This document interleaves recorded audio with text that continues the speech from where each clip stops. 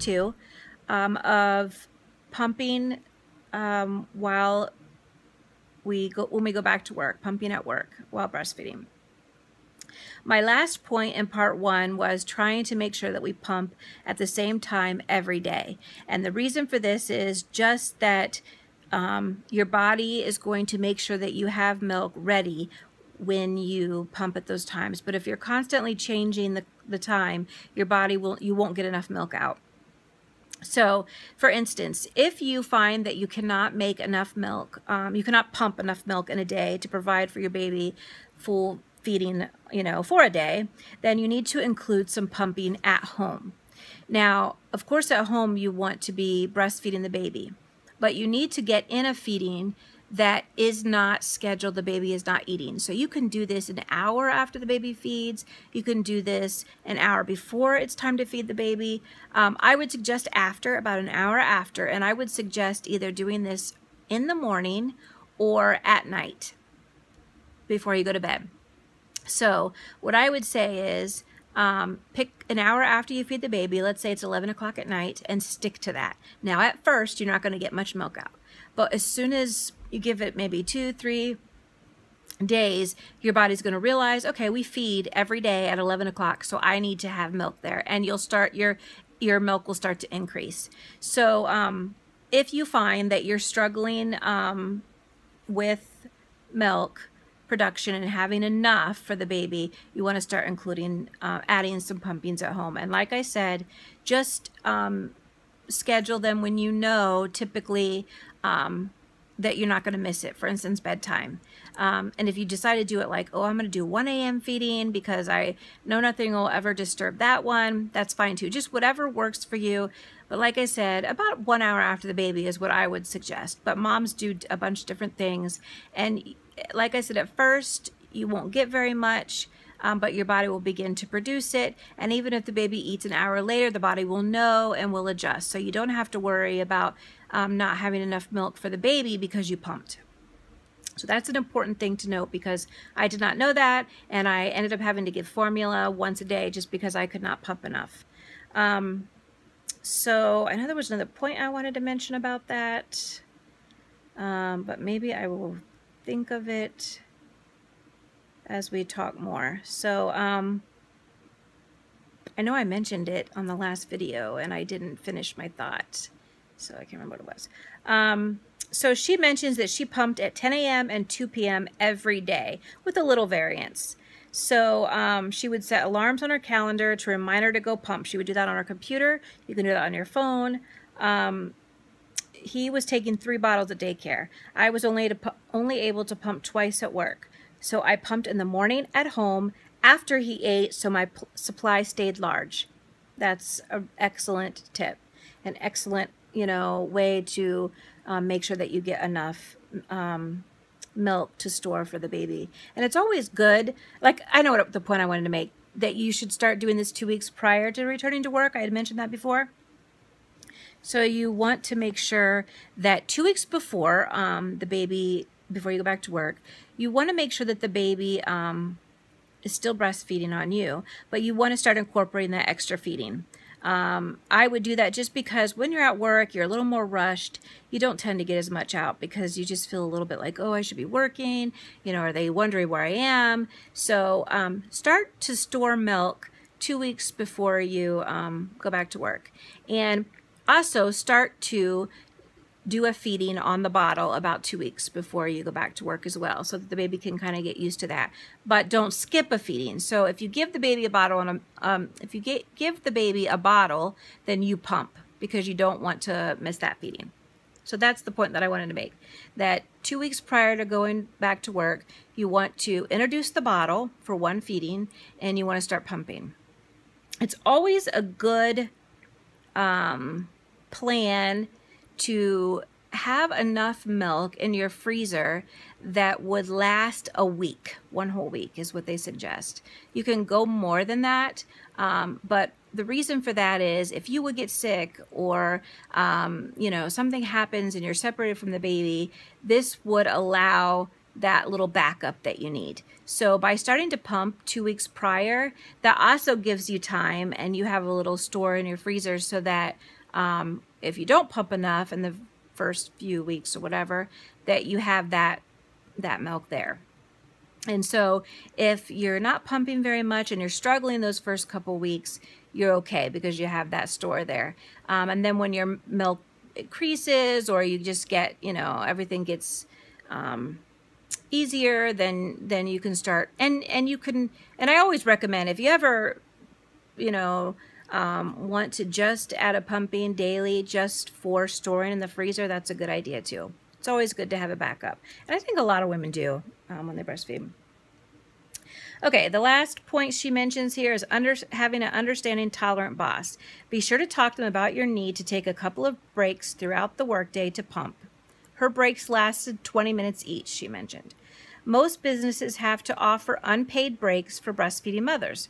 Remind them that a breastfed baby is a healthy baby, and moms of healthy babies have to take less time off work. Excellent point. Again, because with your baby breastfeeding, there's less times you have to call in and say, I can't make it in, my baby's sick. So that's an important point to make. And she mentions here that they have to offer unpaid breaks for breastfeeding mothers. And yes, they do. But you don't have to be like overly stressed about, oh no, you know, I'm gonna have to take all these breaks and not get paid for them. In a lot of jobs, when you're working full-time, you get, sometimes you get an hour lunch and 2 15-minute breaks. Some are two 15-minute breaks and 1/2 hour lunch. It just depends on where you work and exactly how things work. So what I used to do was I would take those 3 breaks that are paid, and I would divvy them up among 3 pumpings. So I would pump 3 times or 2 times, and I would just use my paid breaks. If you have to go over, then the most you might go over is 15 minutes. So, and that's just like 5 minutes each session is what I'm saying. So if you do 20, 20, 20, 20 minutes in the morning, 20 minutes for lunch, 20 minutes for your last pumping, then you're still under your 1 hour paid breaks and lunch. So that's my suggestion to add to that. Yes, by law, they have to provide a place for you to pump, and they have to provide time for you to pump, unpaid time. But like I mentioned, you should be able to use your paid breaks to cover those feedings and still be able to eat if you can kind of like spread them over. Instead of doing, you know, 1/2 hour and 2 15, you know, you just do it 20 minutes per break. So that's kind of my tip. Okay, so then this is just her last little point. She said, don't be alarmed if you're not pumping as much milk as your baby is taking away. Work in sessions at home if you can. Again, she said, right after the baby has eaten in the morning or right before you go to bed. That can help build up your supply and stock. And like I mentioned before, those are great times to breastfeed. Mornings, you tend to get the most milk. So pumping and feeding the baby in the morning is great. But like I mentioned before, you want to make sure that you feed your baby before you go to work, so that if you feed your baby like right before you go to work, then you don't have to pump for at least good 3 hours, and that gives you some time. Also, be sure that your baby is used to getting breast milk from a bottle before you go back to work, and that's where my point comes in about 2 weeks prior. It's kind of funny because she is making all the points that are literally book suggested. These are actual facts that you'll get from a lactation consultant. So these are great. So again, you have to make sure that baby's taking a bottle. You start using that. And if you need help and tips, you know, go online, check it out, or you can email me, comment, whatever. I can give you some tips on things that you can do to help the baby take the bottle. Sometimes they're horrible at it, though. They just refuse to. So she mentions they introduced a bottle around 3 or 4 weeks of age and gave him one once a week or so to make sure he was used to them before I returned to work. You could do that. You can introduce, I would say around 4 weeks. I wouldn't do it before 4 weeks because you're still getting good at breastfeeding, so I wouldn't introduce it before that unless you have to. And a lot of people actually do, so dads can feed too. So There's nothing wrong with that. And she said she did it once a week. So you can do that, or you can do the final 2 weeks once a day. That's up to you. Last thing, she says, persistent pays off when you're breastfeeding and working. It is a labor of love. Remember all the reasons you chose to breastfeed, and that will help you stay motivated. Good luck. So that was her point. If you would like this this information sent to you, leave me a email or leave me a comment, and I will be sure to email it to you. In fact, I think I will just go ahead and link this at the bottom of the page so that you can click on it and open up and be able to read it. Any other questions, please comment below, email me, and you know, I haven't really had a lot of people, I actually haven't had anybody make comments.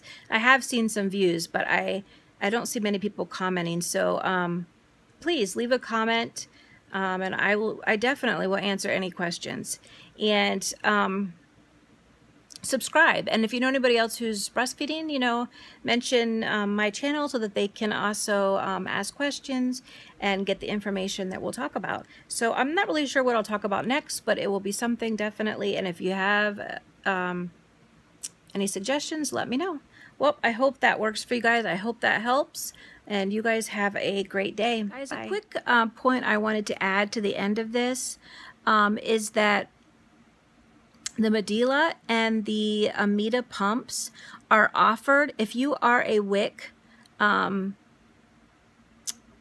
client. If you know, have WIC, WIC does provide a free breast pump for exclusive breastfeeding moms. So if you're not getting any formula and you're an exclusive breastfeeding mom, they will provide you with a $300 pump.